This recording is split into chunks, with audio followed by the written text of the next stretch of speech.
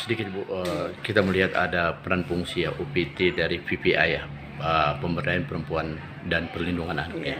Nah, Perlindungan perempuan dan anak. perlindungan perempuan dan anak. Oke, Mohon maaf Bu betul. tadi Bu.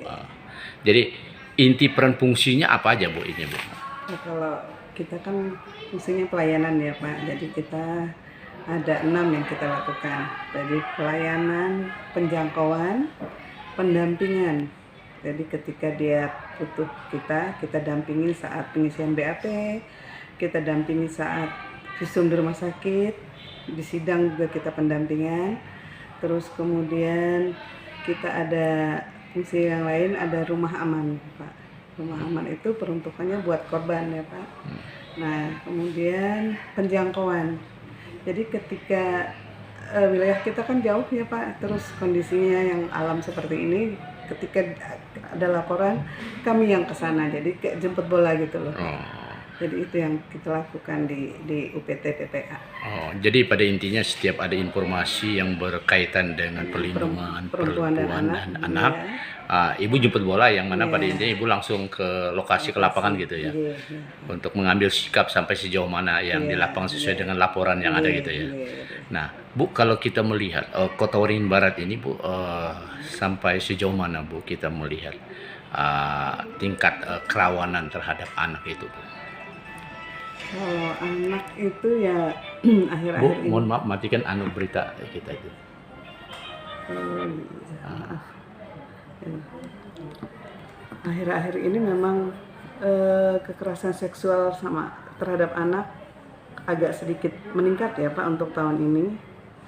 Jadi beberapa yang kita tanganin itu memang faktor utamanya sih memang ada dari kelalaian dari orang tua, pengawasan itu Pak, ya itu terhadap korban-korbannya. Jadi ya sampai PP bulan ini pun ya cukup lumayan dibandingkan tahun sebelumnya.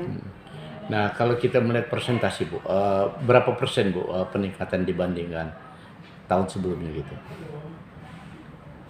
Sampai akhir tahun, kalau tahun kemarin kita cuma menanganin 17 kasus Pak ya. Nah untuk tahun ini sampai di bulan ke-6 ini khusus anak itu kita sudah ada 26. Oh 26 kasus. Iya, jadi kan ada sekian persen penaikannya. Oke Bu, kalau sampai ke pengadilannya atau hanya sebatas edukasi atau memberikan satu terapi yang sifatnya supaya tidak trauma atau apa bagaimana ini Bu? Oh iya, jadi kita selain kita kasih healing Pak, kita menggiring sampai ke proses persidangan. Makanya fungsinya kita kan pendampingan itu tadi Pak. Jadi ketika dia di kejaksaan, di pengadilan, jadi kita pendampingannya sampai ke situ Pak, sampai tuntas. Ya. Jadi saya dengar juga informasikan kalau di Bapas juga ada di situ tuh. Perlindungan anak kan gitu, PPA, artinya lembaga pemasyarakatan yang mana setiap sidang yang berperkara dengan anak turut hadir juga mereka. Kalau bagian Bapas itu ya. Kalau Bapas itu kan pelakunya Pak. Oh pelaku. Kalau kita anak korban. Oh korban. Kita anak korban. Jadi tupoksinya masing-masing ya Pak. Jadi kita anak korban.